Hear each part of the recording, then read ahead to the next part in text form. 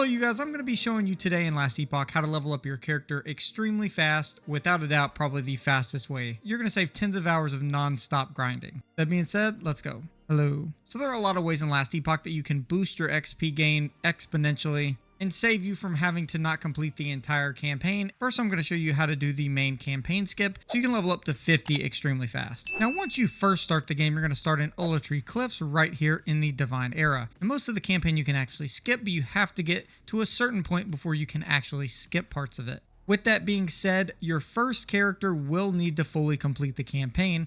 Once your first character completes the campaign, any characters you create after that will have the ability to skip almost all of the campaign. So there's a couple ways to do this. So once you reach level 15 initially, you will unlock the end of time on a new second character. Let's assume this is my second character. With that being said, once you reach around level 20 or 22, you're going to make your way to the Ruined Era. And once you make your way to the Ruined Era, you're going to be able to locate over to the Lightless Arbor dungeon. That is a level 22 dungeon. Now, you don't have to have completed this before. As long as you've completed the main quest line on your main, all you have to do is have a Lightless Arbor key. Now, as long as both characters are on cycle or both characters are offline or legacy, as long as both characters are in the same area, you should be able to have access to get one of these keys from your main. Now, these keys drop from a bunch of different things. Ideally, they drop a lot from Monoliths. So if you're planning on making a new character after your main hits 50, make sure to run Monoliths to get a couple of these keys. Now again, once your main character reaches level 22 and you're ready to skip that insanely huge part of the campaign,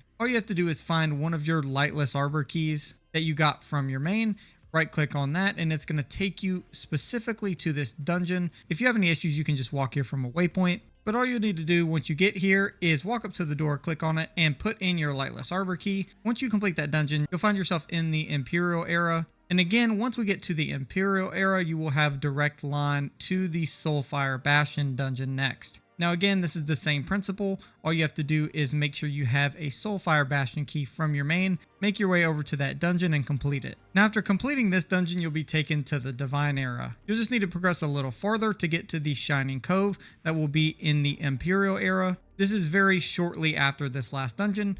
Once you reach this at level 31, you'll need to go through this time rift that is at the Shining Cove, and that will take you to the Ruined Era to the Ruined Coast. And now at this point at level 30, and now at level 30 to 35 with some semi-decent gear, this is when you're first going to start running your beginning monoliths at Fall of the Outcasts.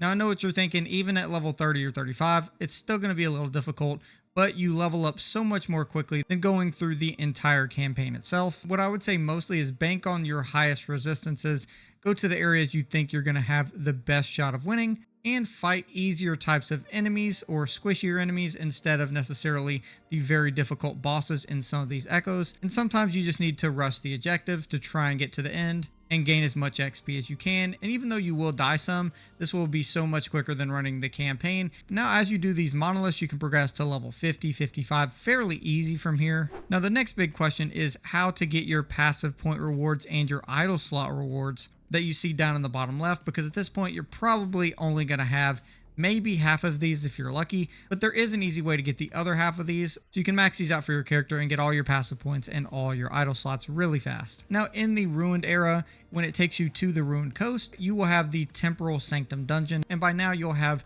keys for this, so you're going to run this Temporal Sanctum dungeon. So once you run this and complete it, it will spit you out in the Divine Era right here. Once you reach this, again, it's another huge campaign skip. It puts you right outside of Maljeka's upper district, where you have access to the Circle of Fortune and the Merchant's Guild, so you can make that decision. Also, the ending quest for Apophis and fighting Majasa, so that way you get the skill points and stuff from beating them as well. Also, along with the couple main quests that you have here and the side quests, because you'll get a lot of side quests through the Maljeka upper district. Just complete those side quests and this main quest line right here to Majasa. And by doing that, you should be able to max out your passive point rewards and your idle slots. So yes, you can campaign skip, level up much faster, and get all of your idle and passive points. Once you do that, it's off to running the races and finishing the monoliths for endgame. And also in terms of leveling, there are a couple other tips that I want to mention. For blessings, the Fall of the Outcast monolith, the first monolith you do, you have the option to get increased experience. I always take this because it's not that big of a deal to really pick anything else. Another great leveling tip for Last Epoch is going to be making sure you use a movement skill in your build. And even if you're running some sort of build, or whether it's something you're just experimenting with, almost every single class and specialty in this game has a movement skill. The movement skill, for instance, for Warlock is going to be Transplant. And as you can see here, I've been running this since I started my Warlock and been speccing points into it as I leveled up. And this makes me be able to run across the map and go through the content much quicker. Now, obviously, the faster you are running around, the faster you're going to get done with some of the early game content and level up at the exact same time. It's really a big deal. Also, make sure you have movement speed on your boots, but make sure you pick a pair of boots that have double movement speed, meaning they have the movement speed up top as an implicit effect and the movement speed below as an actual affix. Now, one really easy tip for this is instead of waiting until you find boots, if you already have a main character, by this point you should have runes of ascendance. What that means is on your new character, if you find any pair of boots at all, make sure you pick it up, because what you can do is use your rune of ascendance from your main or even your lower level character if you found one there, and simply take any pair or rarity of boots, use your rune of ascendance on your new character, ascend these boots into a legendary set of boots. Most of those have 2 sets of increased movement speed on them, as well as a bunch of other good starter effects for your build early on that helps you increase your movement speed very quickly and right off the bat. Now, you can also find other things like unique greens that have movement speed on them as well. Now, once you get to level 50 and you've completed your first monolith, you can continue to level quickly. And once you get to these 3 monoliths over here, and make sure you don't do any of the corruption until you unlock these 3 monoliths at the top of the screen.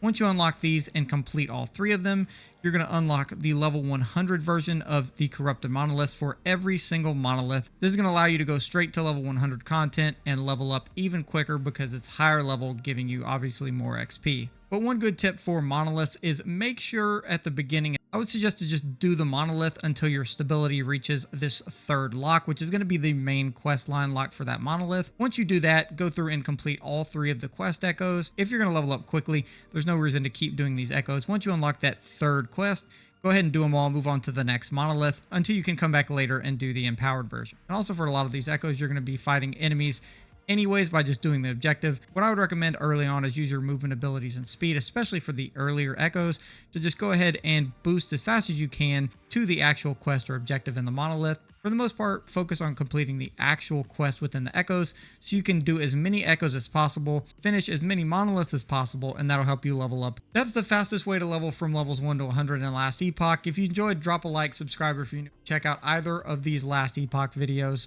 on your left or right. That being said, thank you guys.